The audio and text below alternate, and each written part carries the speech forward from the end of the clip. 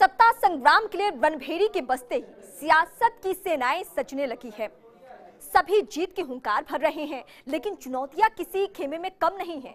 NDA और UPA के योद्धाओं को दिल्ली की सल्तनत के लिए इन चुनौतियों से जूझना ही होगा। एक खास रिपोर्ट आपको दिखाते हैं। सीईसी द्वारा लोकसभा चुनाव 2019 के लिए तारीखों के ऐलान के साथ ही देश इलेक्शन मोड में आ पहुंचा है। सियासी पार्टियां अब रणनीति बना रही हैं कि सत्ता संग्राम में विजयश्री कैसे हासिल की जाए, क्योंकि निर्णय तो जनता जनार्दन को ही करना है। अब ऐसे में सबकी नजर इस बात पर है कि इस बार वोटर का मूड क्या है। इशारे जो मिल रहे हैं वो ना तो यूपीए और ना ही एनडीए के लिए उत्साहजनक है। राजनीति के जानकार और चुनाव पूर्व सर्वे बता रहे हैं कि पूर्ण बहुमत की दहलीज इस बार दूर है। तो दोनों ही राजनीतिक गठबंधनों के सामने चुनौतियां क्या हैं? जरा इस पर भी नजर डालनी होगी और शुरुआत एनडीए से ही करते हैं। एनडीए के सामने जो चुनौतियां हैं उनमें गठबंधन कुनबे का एका सबसे बड़ी चुनौती है। कई प्रमुख दलों की लीडिंग पार्टी से नाराजगी चल रही है। मोदी सरकार के प्रति शिवसेना का अब तक नकारात्मक रुख रहा है। टीडीपी का ऐन वक्त पर अलग हो जाना भी एनडीए के लिए एक झटके जैसा है।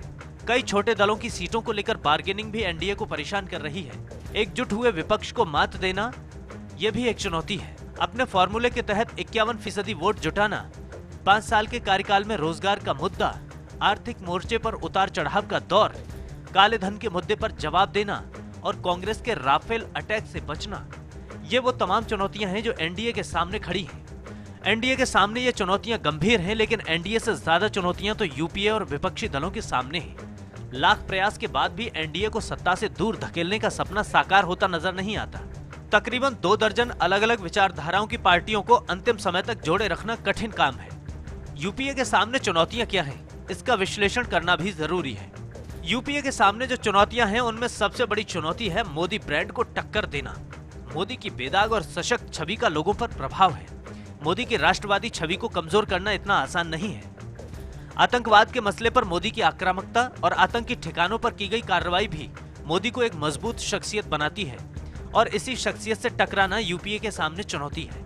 इधर यूपीए की अपेक्षाकृत कमजोर होती स्थिति, विपक्षियों को एकजुट रखना भी मुश्किल है। यूपीए के प्रमुख दल कांग्रेस से कई दलों की दूरी है। ममता बनर्जी जैसे क्षेत्रीय क्षत्रपों की राजनीतिक महत्वाकांक्षाएं भी आड़े आ सकती हैं। महागठबंधन की तस्वीर भी पूरी तरह साफ नहीं है। यूपी जैसे राज्यों में कांग्रेस का अलग थलग पड़ना, महंगाई के मुद्दे पर मोदी सरकार की लगाम और सरकार की योजनाओं के प्रति लोगों में सकारात्मक रुख, साथ ही स्वच्छता, उज्ज्वला, जनधन जैसी योजनाओं की कामयाबी, इन सबसे पार पाना यूपीए के लिए भी चुनौती है। सभी के अपने दावे हैं, जीत के समीकरण हैं, और उन समीकरणों को साधने के लिए प्लानिंग है। एक बात और खास है इस चुनाव में कि विपक्षी एकता भी अभूतपूर्व है। मोदी को हराने के लिए ऐसे दल भी साथ आए हैं जो कभी एक दूसरे को फूटी आंख नहीं सुहाते थे। तो इसका संदेश क्या एक तरफा होगा?